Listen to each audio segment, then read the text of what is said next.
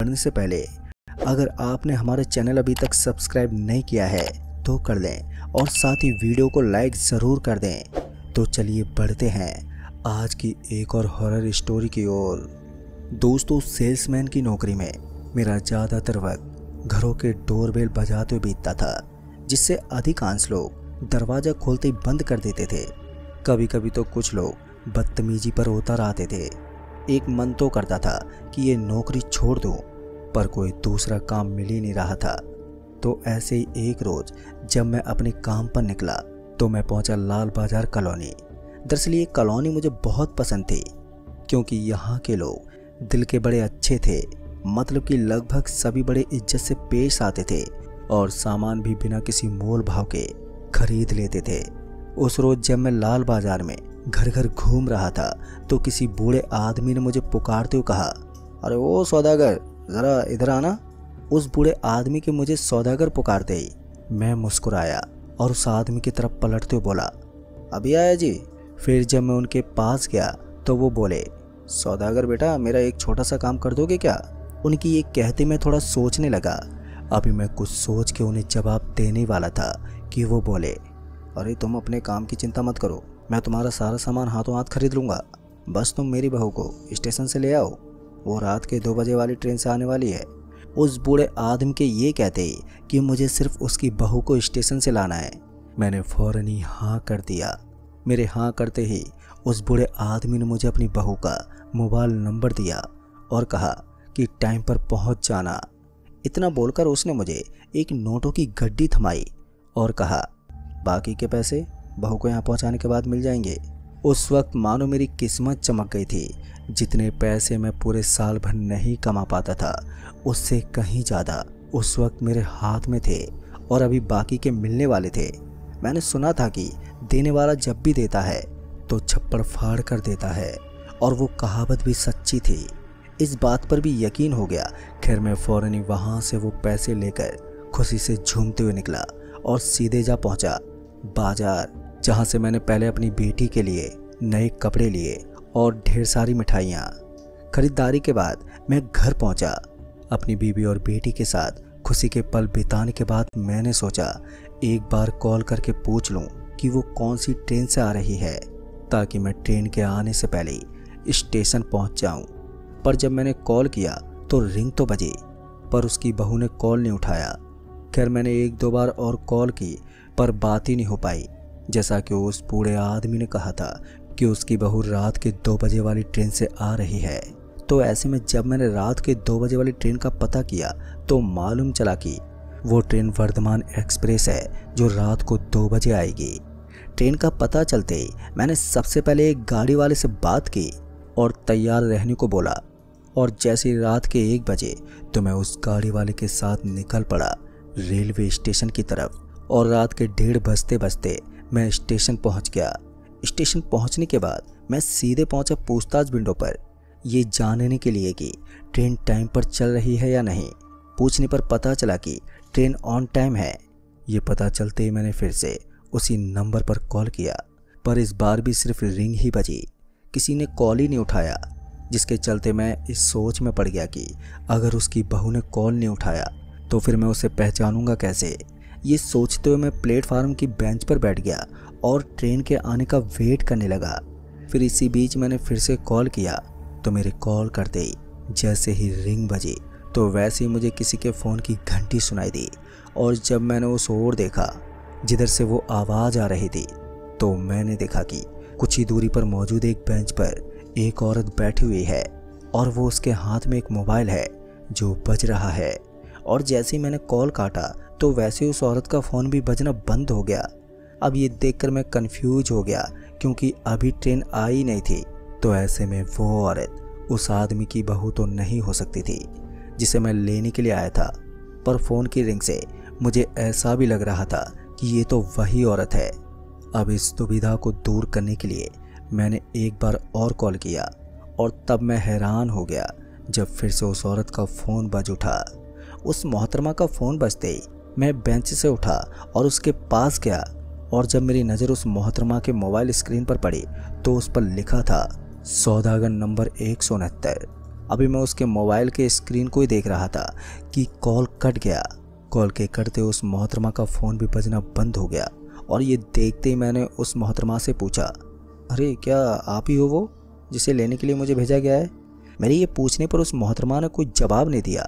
वहीं मैं ये भी नहीं चाहता था कि वो मोहतरमा मुझे गलत समझ ले, लिहाजा मैंने उसके जवाब न देने के बाद दोबारा नहीं पूछा और वहाँ से थोड़ा दूर जाकर खड़ा हो गया। फिर इसी बीच वर्धमान एक्सप्रेस आ गई।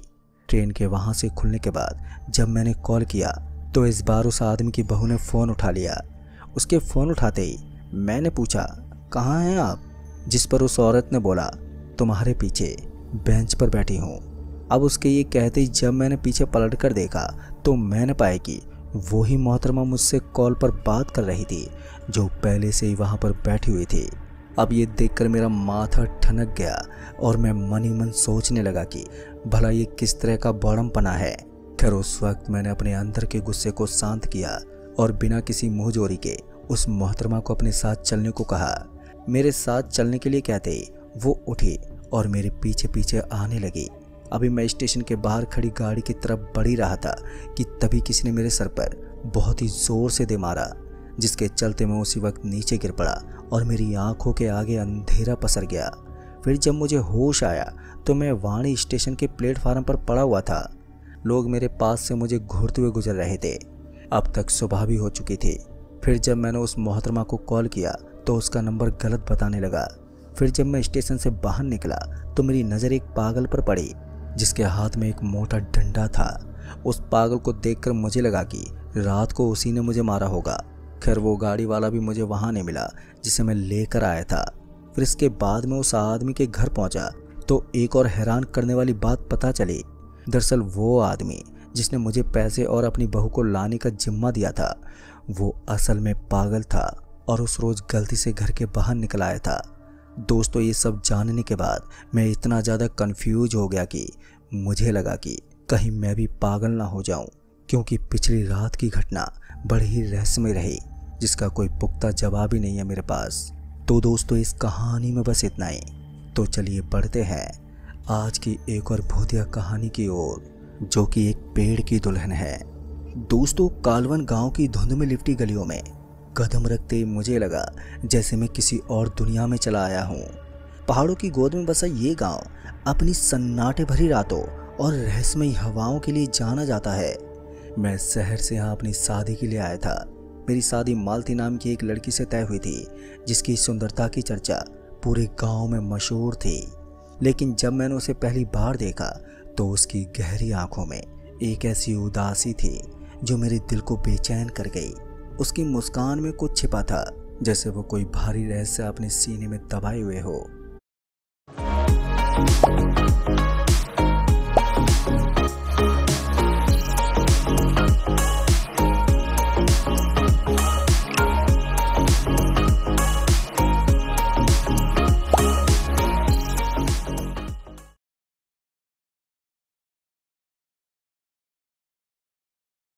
हेलो स्टूडेंट, आज की वीडियो में हम 3 मेन क्वेश्चंस पर बात करेंगे जो कि बहुत सारे स्टूडेंट्स मेरे से पूछ रहे हैं। सबसे पहला क्वेश्चन तो स्टूडेंट ये पूछ रहे हैं, सर क्या हम सक्षम लाइव बैच अभी भी ज्वाइन कर सकते हैं? करें तो कहाँ से स्टार्ट करें? दूसरा सबसे इंपॉर्टेंट क्वेश्चन जो मेरे पास बहुत सारे बच्चों ने पूछा जिन्होंने सक्षम लाइव बैच ऑलरेडी ज्वाइन कर लिया है, तो कुछ बच्चों ने बीच में ज्वाइन किया है, कुछ ने स्टार्टिंग से ज्वाइन किया है। तो बच्चे पूछ रहे हैं सर अगर हमने बीच से ज्वाइन किया है तो दबाए हुए हो। गांव की हवा ठंडी थी और उसमें एक अजीब सी गंध थी, मिट्टी, सड़न और किसी अनजाने डर का मिश्रण। हर घर की दीवारों पर नक्काशी थी, कुछ मानव आकृतियां, तो कुछ पेड़ों की, तो कुछ ऐसी जो किसी राक्षसी छाया सी लगती थी। गांव के बीचों बीच एक प्राचीन बरगद का पेड़ खड़ा था जिसकी जड़ें जमीन को चीरती हुई दूर दूर तक फैली हुई थी। गांव वाले इसे महादेव का वृक्ष कहते थे। उस पेड़ को देखकर मेरे मन में एक अनजाना डर जागा, जैसे वो कोई साधारण पेड़ नहीं बल्कि कोई जीवित प्राणी हो।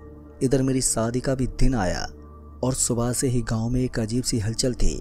मालती को लाल जोड़े में सजाया गया था और उसे बरगद के पेड़ के पास ले जाया गया। मैं कुछ दूरी पर खड़ा ये सब देख रहा था।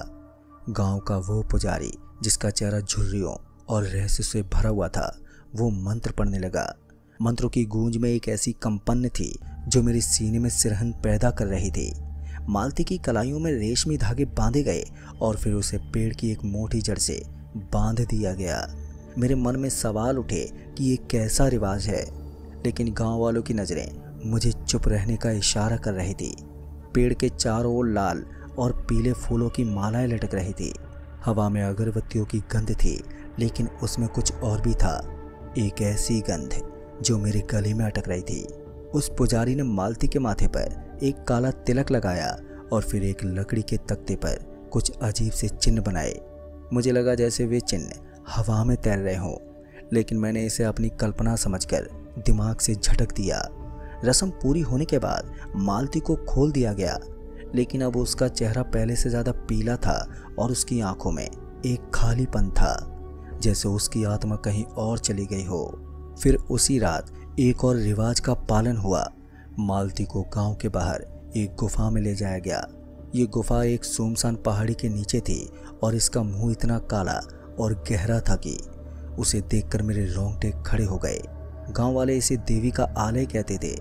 मालती को अकेले गुफा में जाना था और उसे वहां रात बितानी थी, पर मैंने इसका विरोध करने की सोची, लेकिन गांव वालों की सख्त नज़रों ने मुझे चुप कर दिया। मालती ने भी बिना रुके गुफा की ओर अपने कदम बढ़ाए। उसकी चाल में एक अजीब सी निश्चयता थी, जैसे वो किसी अनजाने भाग्य को स्वीकार कर चुकी हो। अब रात भी गहरी हो गई थी। मैं अपने कमरे में अकेला बैठा था। बाहर पूरी तरह से सन्नाटा पसरा हुआ था। केवल झिंगुरों की आवाज़ मुझे सुनाई दे रही थी, लेकिन कभी कभी हवा में एक सिसकारी सी सुनाई देती थी, जैसे कोई फुसफुसा रहा हो। मालती गुफा में क्या कर रही थी? वो पेड़ के साथ शादी का रिवाज क्या था? ये सभी सवाल मेरे दिमाग में अब चक्कर काट रहे थे। फिर मैंने पूरी रात करवटें बदली, लेकिन नींद मेरी आंखों से कोसों दूर थी। सुबह होने से पहले मालती लौट आई और उसका चेहरा अब और भी उदास था, लेकिन उसकी आंखों में एक अजीब सी चमक थी, जैसे उसने कुछ ऐसा देख लिया हो जो मेरी समझ से परे था। शादी की बाकी की रस्में अब पूरी हुई और मालती अब मेरी पत्नी हो गई थी, लेकिन जैसे जैसे दिन बीतते गए तो मुझे लगने लगा कि कुछ ठीक नहीं है। मालती रात को अक्सर नींद में बड़बड़ाती थी। उसकी बड़बड़ाहट में कुछ ऐसे शब्द थे जो किसी अज्ञात भाषा के लगते थे।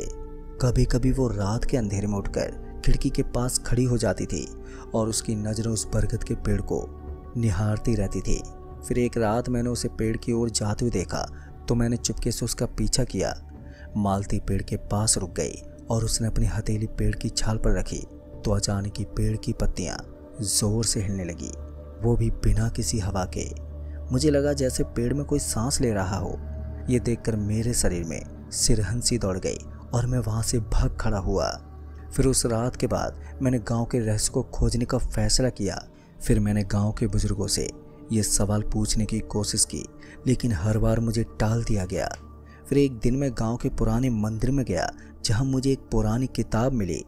किताब की पन्नियां पीली और फटी हुई थी और उसमें लिखी भाषा मुझे समझ ही नहीं आई, लेकिन कुछ चित्रों ने मेरा ध्यान खींचा।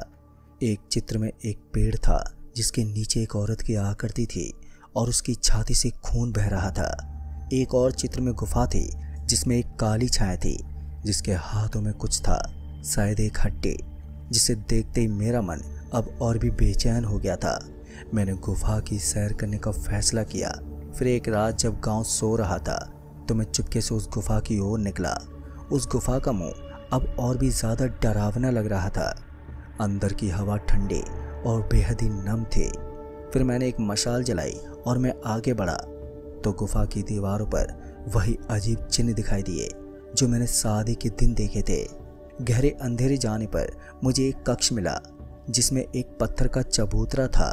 चबूतरे पर कुछ पुराने कपड़े और हड्डियां बिखरी हुई थी, लेकिन जो चीज़ मुझे सबसे ज़्यादा डरावनी लगी वो थी एक मानव की खोपड़ी, जिसके माथे पर वही काला तिलक था जो मालती के माथे पर लगाया गया था। अब ये सब देखकर मेरे पैरों तले ज़मीन खिसक गई। मुझे अब समझ में आ रहा था कि कालवन का ये कोई साधारण रिवाज नहीं था। यहाँ पर कुछ ऐसा था जो इंसानी दुनिया से परे था। फिर उसके बाद मैं घर लौट आया, लेकिन गुफा से लौटने के बाद मेरे मन में अब एक ऐसी बेचैनी थी जो मुझे चैन ही नहीं लेने दे रही थी। उस मानव खोपड़ी की छवि जिसके माथे पर वही काला तिलक था जो कि मालती के माथे पर लगाया गया था, वो मेरी आंखों के सामने अब बार बार उभर रहा था। फिर मैंने मालती को कुछ नहीं बताया, लेकिन मेरी नज़रें अब उसकी हर हरकत पर गड़ी हुई थी। कालवन की रातें पहले से ज़्यादा स्याह और ठंडी हो गई थी। हवा में अब सिर्फ झिंगुरों की आवाज़ ही नहीं थी, बल्कि कभी कभी एक अजीब सी सिसकारी भी सुनाई देती थी, जैसे कोई मेरे कानों में फुसफुसा रहा हो। अब मालती का व्यवहार पूरी तरह से बदल चुका था। दिन में वो चुप रहती थी और उसकी आंखें खाली और बुझी बुझी सी रहती थी, लेकिन रात होते वो एकदम अलग हो जाती थी। फिर एक रात मैं आधी नींद में था। जब मुझे लगा कि बिस्तर हल्का हो गया है तो मैंने अपनी आंखें खोली तो मालती वहाँ पर नहीं थी। और जब मैंने सामने देखा तो कमरे की खिड़की खुली हुई थी और बाहर की ठंडी हवा अंदर आ रही थी। तभी मैंने धीरे से उठकर खिड़की की ओर देखा तो मालती बाहर खड़ी हुई थी। उसकी नज़र उस बरगद के पेड़ की ओर थी और उसकी चाल में एक अजीब सी लय थी, जैसे वो किसी गीत पर नाच रही हो। लेकिन वहाँ ना तो कोई संगीत था और ना ही कोई गाना। मैंने उसे पुकारने की सोची, लेकिन मेरे गले से आवाज़ ही नहीं निकली। मैं चुपके से उसके पीछे गया तो मालती पेड़ के पास पहुंची और उसने अपनी हथेली पेड़ की छाल पर रखी तो अचानक ही पेड़ की पत्तियां फिर से हिलने लगी, वो भी बिना किसी हवा के। मुझे लगा जैसे पेड़ की जड़ें ज़मीन के नीचे हलचल कर रही हों। पर उस वक्त मालती की आंखें बंद थी और उसके चेहरे पर एक अजीब सी मुस्कान थी, एक ऐसी मुस्कान जो इंसानी नहीं लगती थी। जिसे देखते मैं पीछे हटने लगा, लेकिन मेरे पैर जैसे ज़मीन से चिपक गए थे उस वक्त।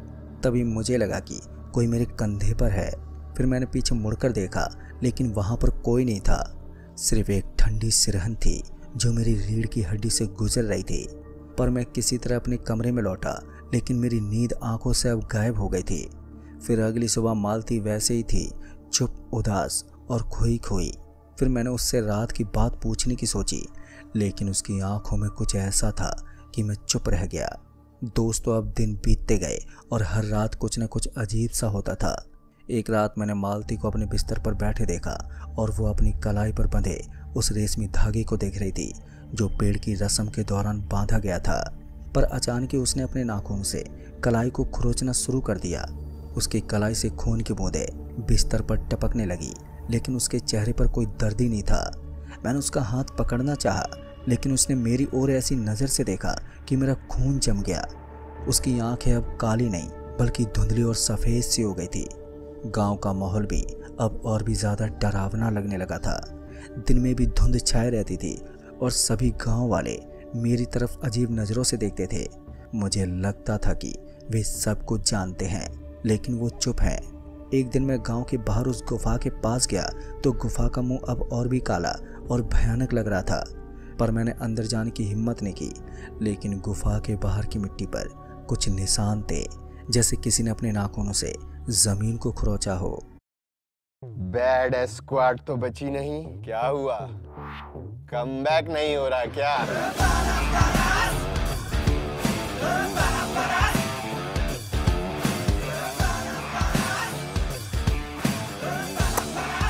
प्रो स्क्वाड जो मैप खेले उसे मीरा मार कहते हैं और उसी स्क्वाड को जो बिना स्कोप के निपटा दे उसे विक्टर कुमार कहते हैं।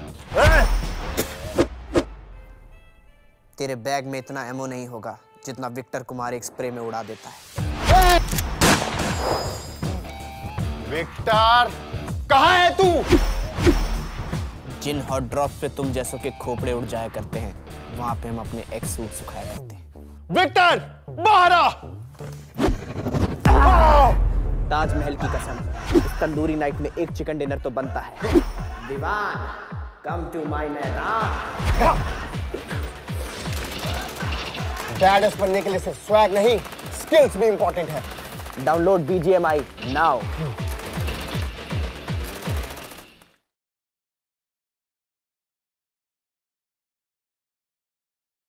उनको खरोंचा हो। उन निशानों के पास कुछ सूखा खून था, जिसे देखते मेरा दिल जोर जोर से धड़कने लगा। फिर मैंने पीछे मुड़कर देखा तो मुझे लगा कि गुफा के अंदर में कोई छाया खड़ी है, जिसे देखते मैं वहां से भाग खड़ा हुआ। अब वहां की रातें मेरे लिए एक डरावना सपना बन चुकी थी। फिर एक रात मैंने मालती को फिर से पेड़ की ओर जाते देखा, पर इस बार मैंने उसका पीछा नहीं किया, लेकिन मैं खिड़की से ही देखता रहा।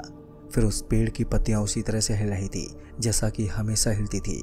और अब मुझे उसमें एक आकृति दिखाई देने लगी, एक लंबी काली छाया जिसके हाथ पेड़ की शाखाओं से लिपटे हुए थे। वो छाया मालती की ओर बढ़ रही थी, जिसे देखते मैं चिल्लाना चाहता था, लेकिन फिर से मेरे गले में जैसे कुछ अटक गया था। फिर अचानक मालती ने मुड़कर मेरी ओर देखा तो उसकी आंखें पूरी तरह सफ़ेद थी और उसके होठों पर वही डरावनी मुस्कान थी, जिसे देखते मैंने खिड़की बंद कर दी और कमरे का भी दरवाज़ा अंदर से मैंने बंद कर लिया। पर उस रात मुझे लगा कि कोई दरवाजे को खुरंच रहा है। खुरचने की आवाज़ बहुत ही धीमी थी, लेकिन वो आवाज़ लगातार आ रही थी, जिसकी वजह से मैंने कंबल ओढ़ लिया, लेकिन वो आवाज़ मेरे कानों में चुभ रही थी।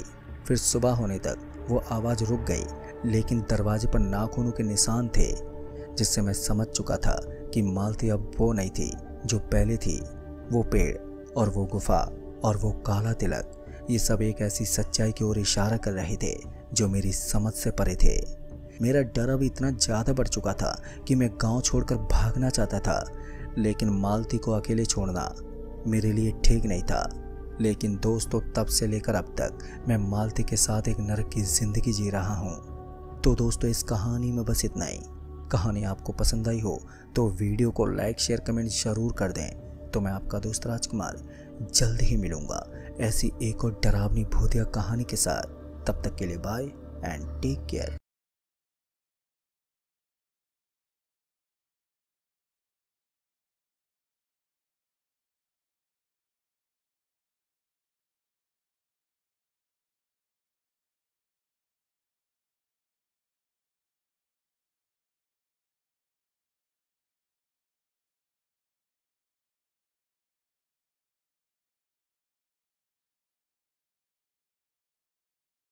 डरावनी रातें यूट्यूब चैनल पर आपका स्वागत है।